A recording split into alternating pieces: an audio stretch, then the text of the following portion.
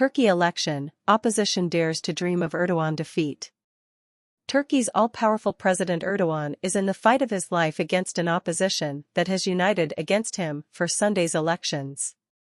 His main rival Kemal Kılıçdaroğlu appeared before a throng of supporters on Friday, flanked by allies from across the political spectrum who have come together as never before. As the rain beat down in Ankara, he vowed to restore peace and democracy. The man he wants voters to oust after 20 years, Recep Tayyip Erdogan, said he had kept Turkey standing tall despite many challenges, including the economy with its rampant inflation and February's catastrophic double earthquakes. Both issues have dominated this febrile campaign for both the presidency and parliament.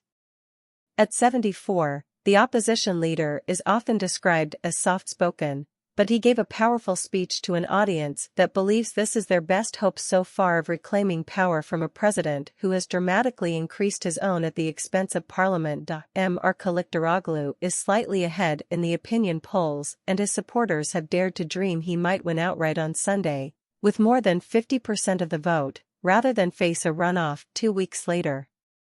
Fire It, one of 5 million first-time voters, said he was delighted at conservatives and nationalists appearing on the same platform as the head of the center-left Republican People's Party, CHP.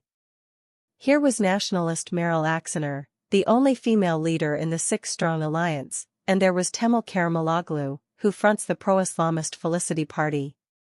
Mr. Kılıçdaroğlu's party is secular to the core, but he has worked hard to reach out to women who wear the headscarf.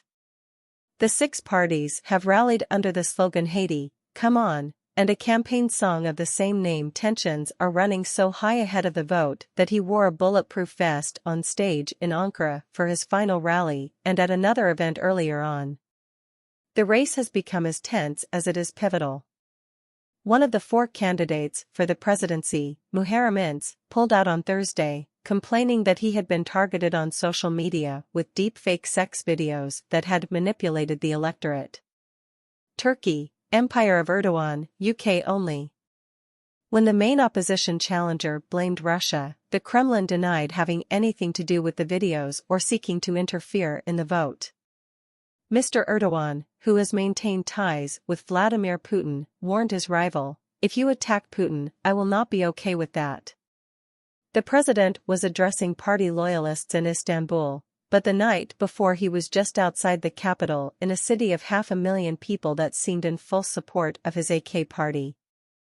Orange, blue and white party AKP flags fluttered throughout the center of Sincan, as locals filled the streets in the hope of catching a glimpse of Mr. Erdogan. Supporters chanted party songs as they waited for the president to show on stage in a green jacket. One chorus rang out repeatedly, Recep Tayyip Erdogan. We built schools, universities and hospitals, we changed the face of our cities.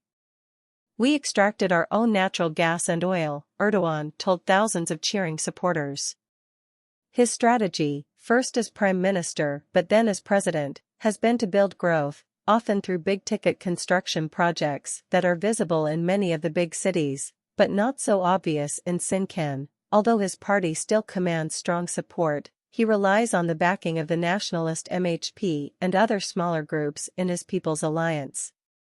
His greatest support comes mainly from conservative or nationalist Turks, and he has aimed his rhetoric not just at the West, which he accuses of going against him, but at the LGBT community too. The AK party does not allow LGBT people into its neighborhood, and the MHP does not allow them into the People's Alliance, because we believe in the sanctity of a family. These political alliances have become essential under Turkey's political system, as a party needs 7% of the national vote to get into parliament, or be part of an alliance that does.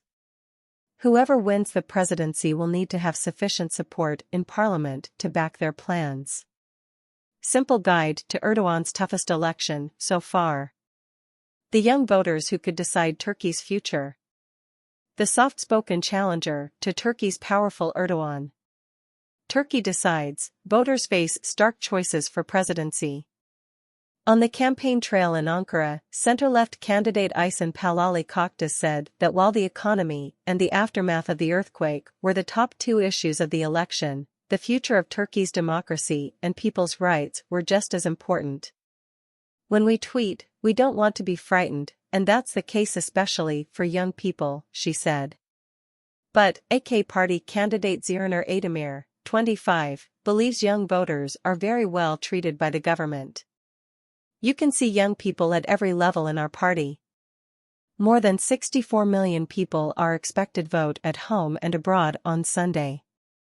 To win outright, a candidate will have to secure more than half the vote. If no candidate gets at least 50% plus one vote in the first round, the presidential election will go to a second round on May 28 between the two who received the most votes.